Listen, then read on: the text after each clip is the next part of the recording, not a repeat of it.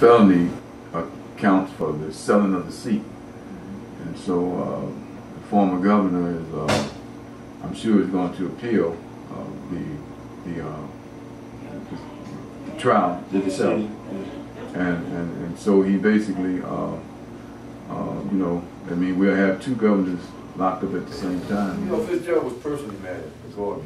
But then the Gordon came out and said, hey, you know, hey, what's up, Fitzgerald? And remember, they had never went in anybody's house at 6 o'clock in the morning and took them out when their kids were there. They always allowed the attorneys to bring them. This particular governor, which a lot of people don't know, before he married his wife, had a black girlfriend. Yeah, several black girlfriends. And so he likes black people. So much. You know, thank you very much. And so, you know, I mean, but he seemed to have an affection for black people. I mean, you know, black people got a lot of things done under this government. Yeah. I mean, even when Meeks turned on him, Meeks was the first one that turned on him during that impeachment thing. And he was at Meeks' church every Sunday. I mean, they were there every single Sunday. Him and his wife, and they were singing in the choir. And Patty. A lot of folks flipped over Glory preaching. And Meeks would sit up there and talk about how the wives got together. You can't do that. As soon as that impeachment thing came up, it was Meeks that stood up in an orange suit and said, "We got this thing and it's bleeping golden, and I used it today."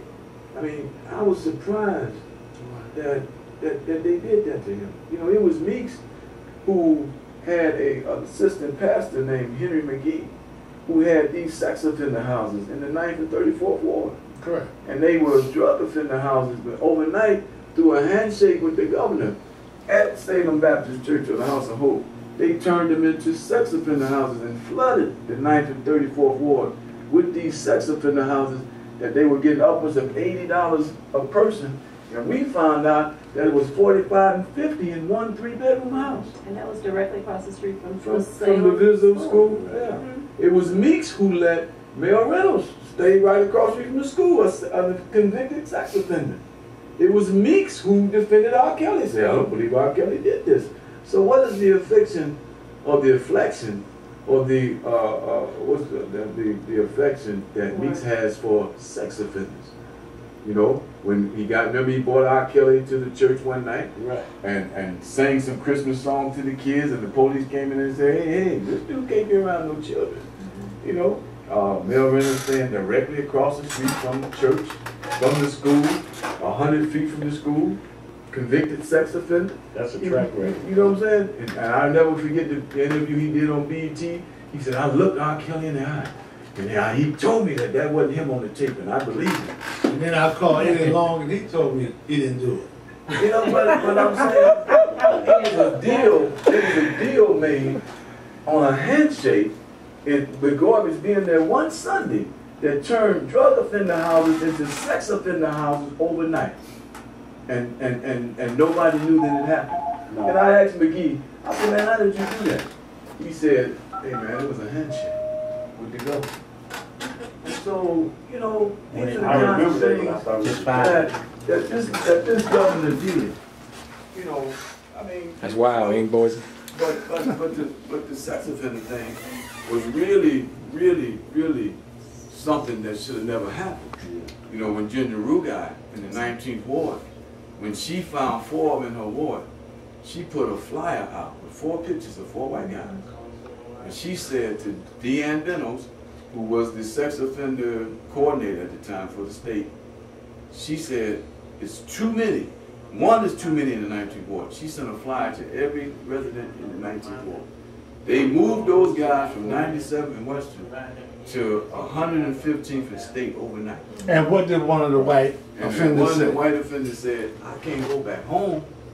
I can't go nowhere, so I'm going to commit another crime because I stick out like a sore thumb over here in Rosen. So I'm out to rape another little kid and go back to jail.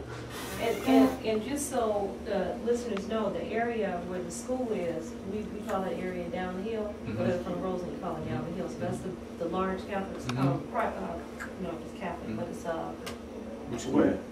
Brooks. So, oh, yeah, right next to the old church, right? And this is where these sex offenders. Now, that's what Mel Reynolds was. The sex offenders that they put in Rosen were by the LaDizzo school. They were by them.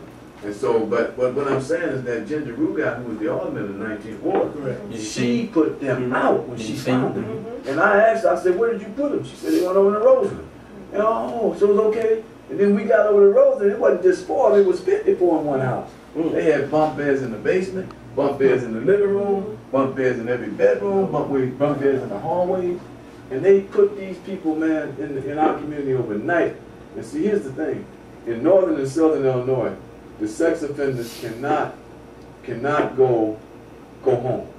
There are laws that require them that they cannot come back to that area. And so where are they going? And so they come in our community and stay. But they realize they stick out like a sore thumb in the black They community. had me outside. I said, come in and take a look. But what I'm saying, boys, is that it was Blagojevich through a handshake that said, okay, you can turn him into sex offender now. And I mean, that wasn't, to me, that wasn't something that I'd be proud of that he did. Yeah. But I think he did it based on the relationship that he had with Meeks. It was. That's what I'm saying. Yeah. It allowed Henry McGee to have houses in Inglewood and in Roseland. And we shut them all down. We shut the houses down in Roseland and in Inglewood. Okay. So we got a call.